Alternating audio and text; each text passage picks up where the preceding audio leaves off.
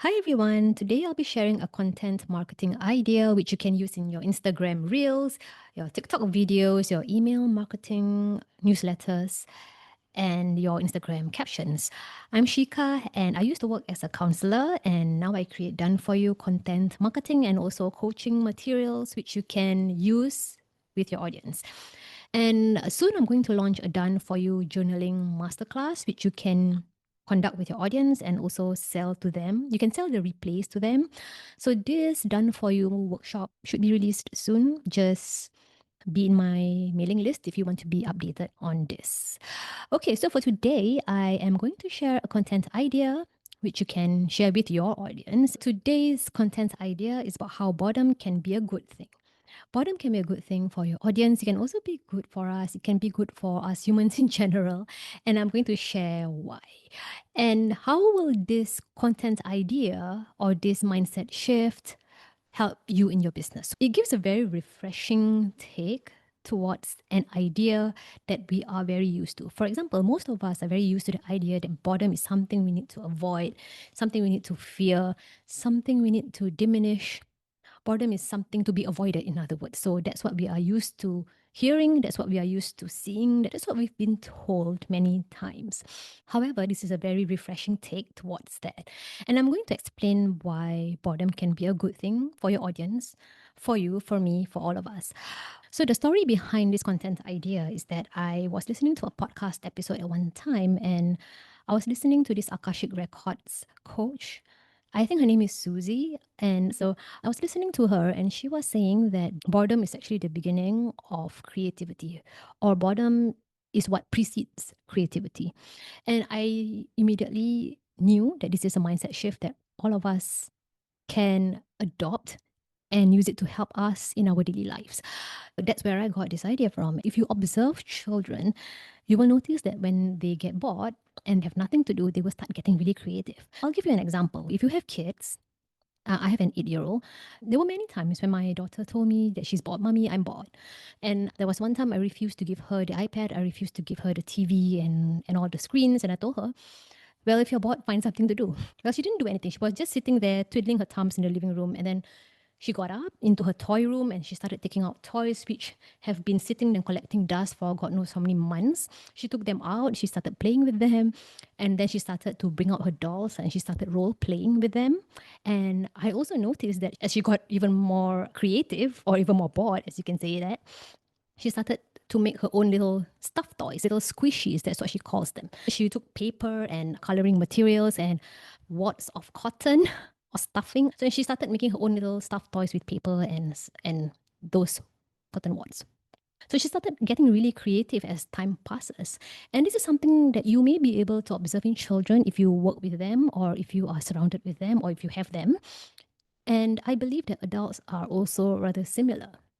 And it can be really interesting to see what comes out of your boredom. So if you or if you have an audience who has an issue with boredom, I think most of us do, you can encourage them and ask them to get curious about what is the result and outcome of their boredom. So when you sit down and you have nothing to do, what they can do is that they can sit with the boredom. Many of us have been trained or conditioned to do something when we are bored. When we start feeling that boredom creeping in, what most of us will do is that we will get up and do something.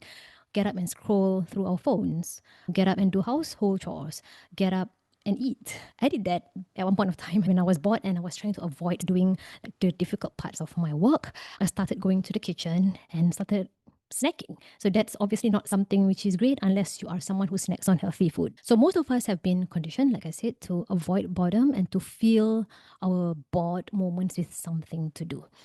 And there are some of us who even indulge in really maybe unhealthy habits. I think you can use your imagination what they are. Some of us will do really unhealthy habits when we are bored.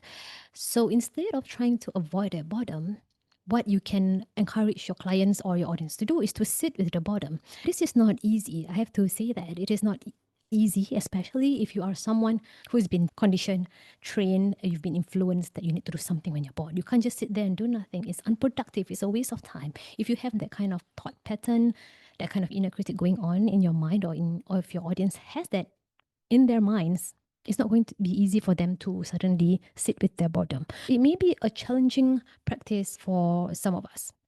So sitting with the boredom, what does that look like? It just means that you sit down and you let the boredom wash through you. That's how I see it. You let the boredom go from the top of the head all the way down to your body. It's like letting it flow throughout your body without any judgment and observe what you are feeling. You are essentially trying to be present in the moment. So you're trying to honor that you are feeling bored at this moment and just calm your nervous system with that. So that's one other good thing about boredom. It can also calm your nervous system if you just sit with it. When you sit with it long enough, I would say maybe 15 minutes is quite a healthy gauge. After about 15 minutes, 10 minutes of sitting down and being present with yourself, you will feel the urge to do something. You may feel the urge to pick up a piece of paper and start writing something. You may feel the urge to create a video. I always have that urge.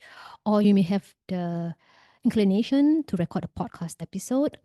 You may also have the inclination to write or type something. Or if you're more of an artist, you feel the urge to draw or paint something. Or you may feel the urge to dance. If you are a musical person, you may start having some melodies coming to you, and then you can record those melodies using your voice memo app or whatever it is. Or you may feel the inclination to journal. It's actually very interesting to see what comes out of your boredom and to see what is the outcome of your boredom. For me personally, I will feel the inclination to create a video, like I mentioned earlier, to write a video script, to create a podcast episode. So that's the outcome of my boredom. You or your audience can do this exercise and find out what is the creative result and the creative outcome of your boredom. It's really interesting. You can share with me in the comment section, or you can send me an email. Let me know what is the creative outcome of your boredom. You can share this tip with them in your emails, TikTok videos, reels, captions.